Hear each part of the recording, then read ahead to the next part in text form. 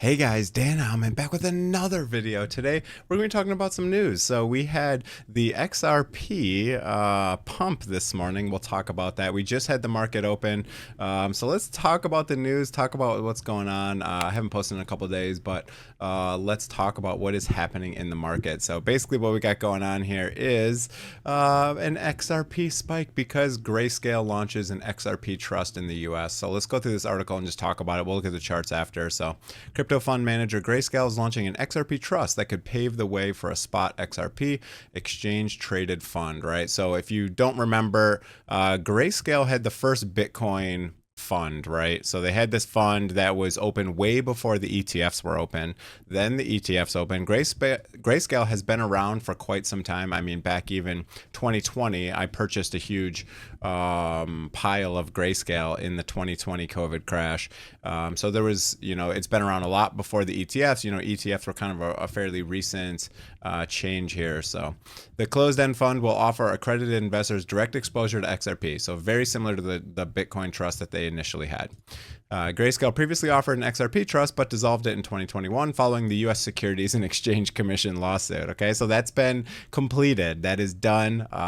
Ripple Labs that alleged the XRP token is a security under federal scrutinies.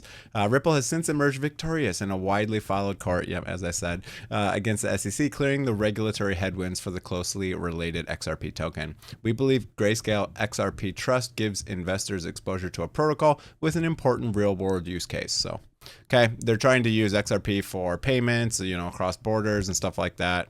It has been a stable coin, as everyone jokes, for quite some time now. Said Grayscale's head of product and research, by facilitating cross-border payments. It's funny that I say it and then it's in the article right thereafter. Okay, great. And that just takes seconds to complete. XRP can potentially transform the legacy financial structure. So, there's a lot infrastructure. There's a lot of stuff. Basically, when you transfer across borders, you basically have the U.S. or some organization that has to have a hand in it.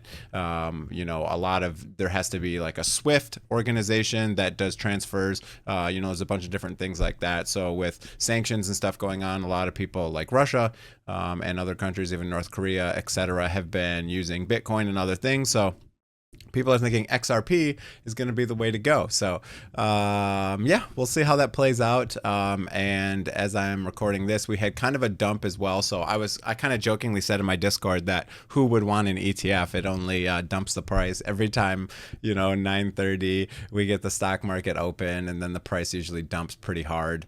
It did the same thing yesterday, but then, however, ended up going right back up after because of the CPI data that we had. So anyways, let's talk about XRP. That's why we're here today. So let's talk about XRP. So we had this big pump, big candle, big volume.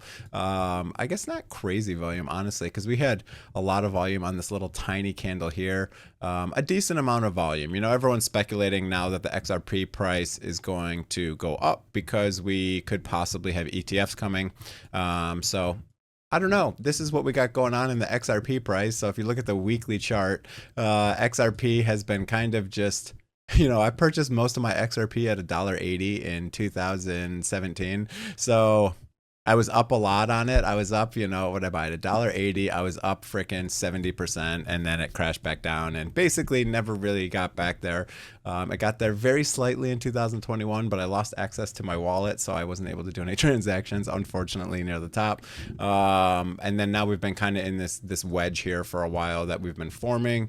I do think the price will pump, just like all the other cryptocurrencies, when we have the next top in the next year, I'll say. I think we'll definitely see a pump here. Will it ever go back up? I'm not sure. If we draw a line between, the candle close and the next candle close, we're basically already past that point. So that is not very useful of a metric. So I don't know. We have this...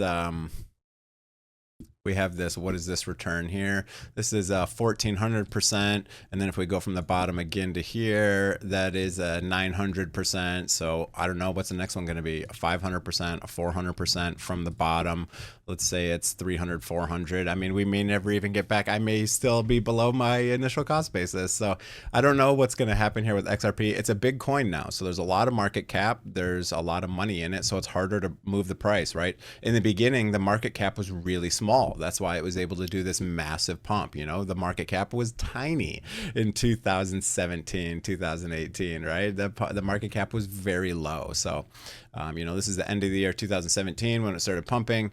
The market cap was tiny. So that's basically how it goes. I see all these posts online, you know, XRP going to $15,000, $1,500, you know, all of those numbers. And it's like, that's physically impossible if you know how market cap works, right? So it'd be like more market cap than all the assets on Earth if it were to do such a big pump. I don't think XRP has any sort of dumping schedule or anything like that, but maybe I'm wrong. I don't follow XRP too closely, but it says the circulating supply is there's a lot of zeros on that. What is that? 56 billion trillion, whatever that is. So there's million, trillion, billion, trillion. Yeah, 56 trillion. So you know, there's a lot of market cap there. So the price cannot go up that high simply because of the market cap. So you can see a lot of people are bullish, not many bearish. You know, there's a lot of bullish news on XRP, but just the price predictions I see on people, I feel like is just the most ridiculous thing ever, just because of the simple fact of how market caps work. You know, if you look at the market cap right here of XRP, it's 32.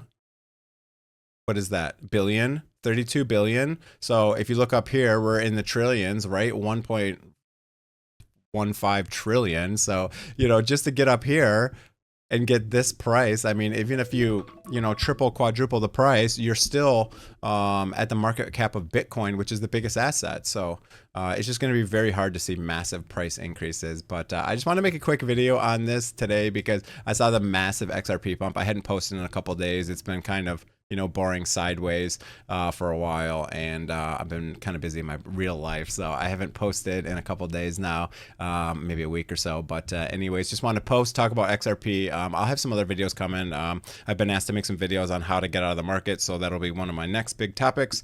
And I don't know. Oh, by the way, there's something going on with Coinbase. I don't know why, but it says data issue, delayed streaming. The issue is on the exchange side. I have most of my stuff on Coinbase, so I was kind of worried about that. But when I looked at it, you know, obviously everything's still there, and Coinbase is working fine. Whatever they're streaming from their data is not working for some reason.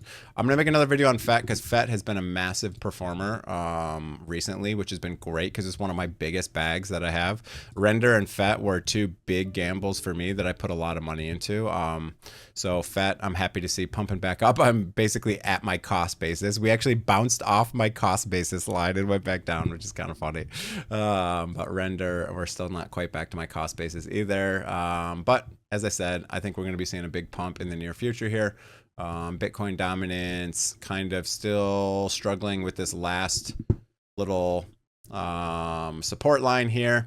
And then if we look at, you know, the logarithmic scale, you can see where we're at, and I'm expecting us to end somewhere in this $200,000 range in the next year sometime. So we'll see what happens, and that's it for the video. Hope you guys enjoyed it. If you did, hit the like and that subscribe button.